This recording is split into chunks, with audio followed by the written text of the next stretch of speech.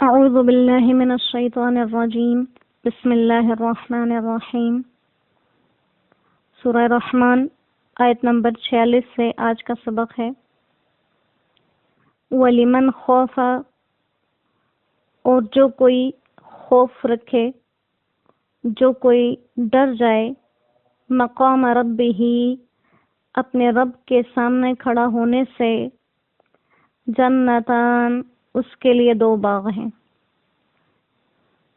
جو کوئی اپنے رب کے سامنے کھڑا ہونے سے ڈرے، اس کے لیے 2 باغ ہیں۔ فَبِأَيِّ آلَاءِ، پھر کیا کیا نعمتیں،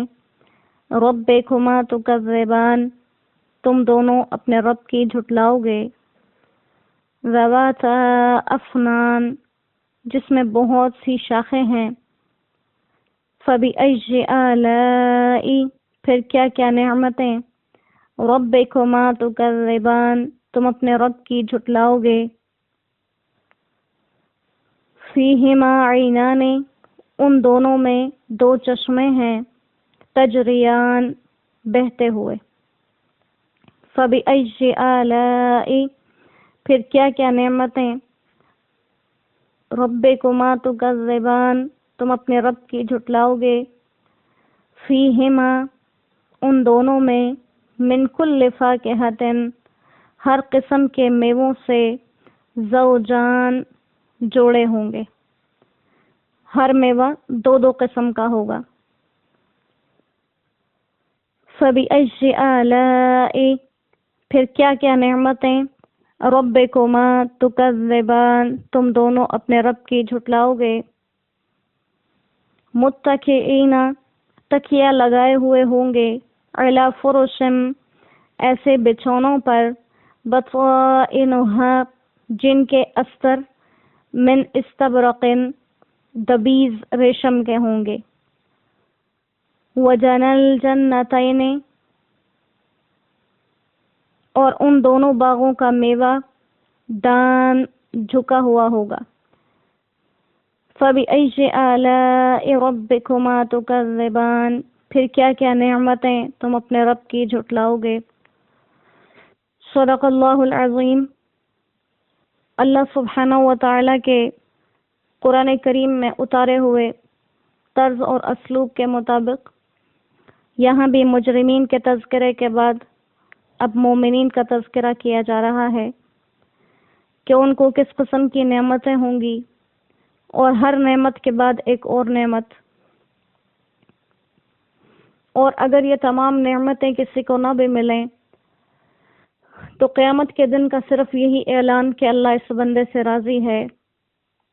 اس سے بڑھ کر اور کوئی نعمت نہیں ہو سکتی۔ یہاں پر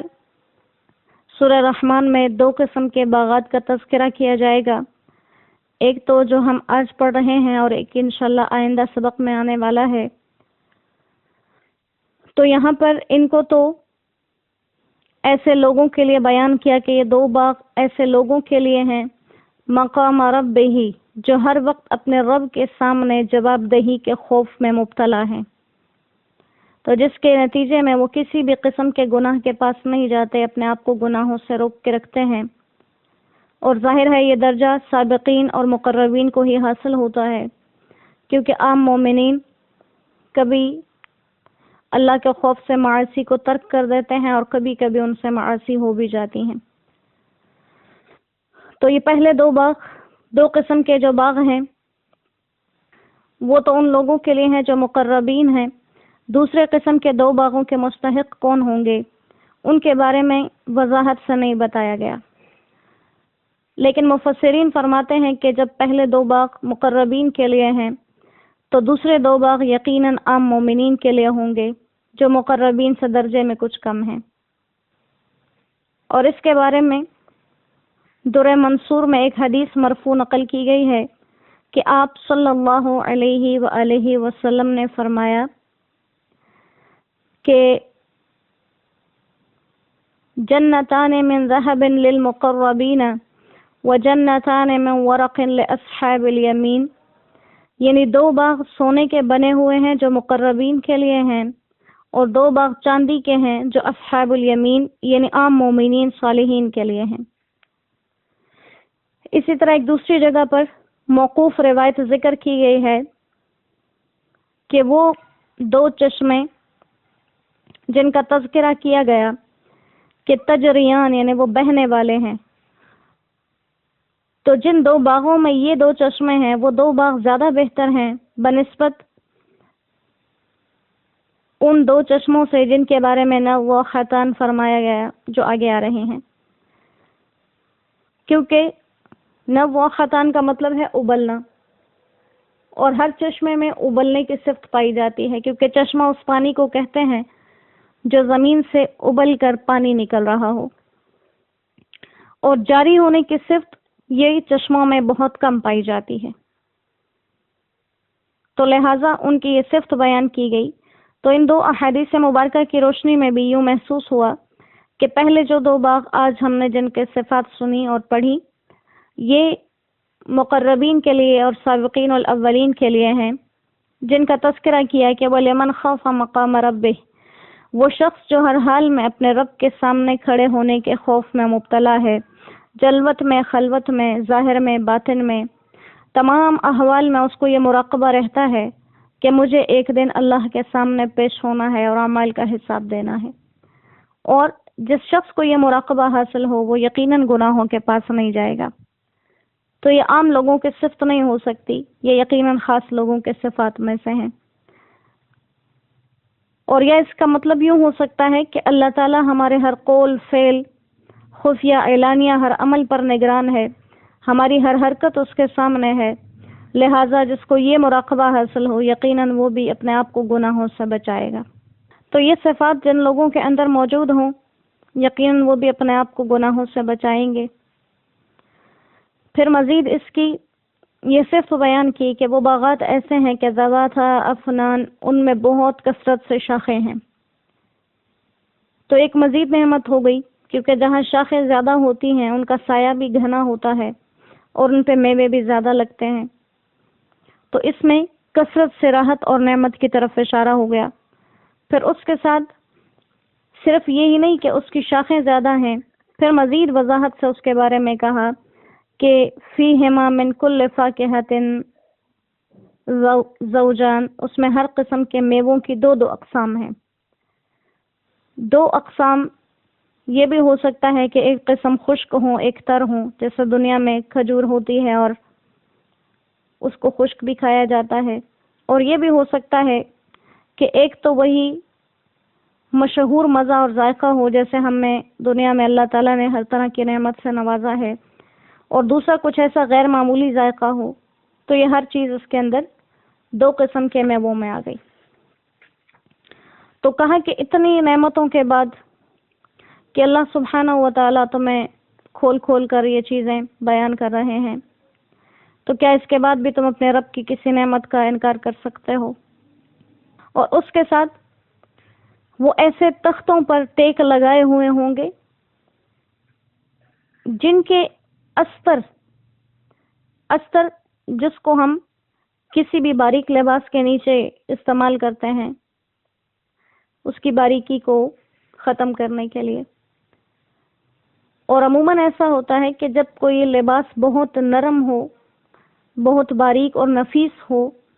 تو اس کے نیچے ہی استر لگایا جاتا ہے۔ تو اس کے استر کی یہ صفت بیان کی کہ وہ دبیز قسم کا ریشم ہوگا۔ تو جب اس کا استر اتنے دبیز ریشم کا ہے تو اس کا اوپر والا کپڑا کس قسم کا ہوگا؟ اسی لیے تو حدیث مبارکہ کے اندر یہ بیان کیا گیا، حدیث قدسی ہے کہ اعددت لعبادی الصالحین، میں نے اپنے نیک بندوں کے لیے ایسی ایسی نعمتیں تیار کی ہیں ما لا عین رأت، کسی آنکھ نے دیکھی نہیں، ما لا اذن سمعت، کسی کان نے سنی نہیں، ولا خطر علی قلب بشر، کسی انسان کے دل پر اس کا وہم و گمان بھی نہیں گزرا۔ ایسی نعمتیں میں نے اپنے نیک بندوں کے لیے، پاکیزہ بندوں کے لیے تیار کی ہیں۔ ہم اللہ کی نعمتوں کے ذرا بھی حقدار نہیں، لیکن اللہ ہمیں اپنے رحم و کرم سے، فضل و کرم سے خاص عطا فرما دیں، اور ہمیں اپنے نیک لوگوں کی صف میں شامل رکھیں، دنیا میں بھی اور آخرت میں بھی، اور مجرمین کی صفوں سے دنیا اور آخرت میں ہماری حفاظت فرمائیں۔ تو وہ کیسا مہربان رب ہے کہ جو ہمیں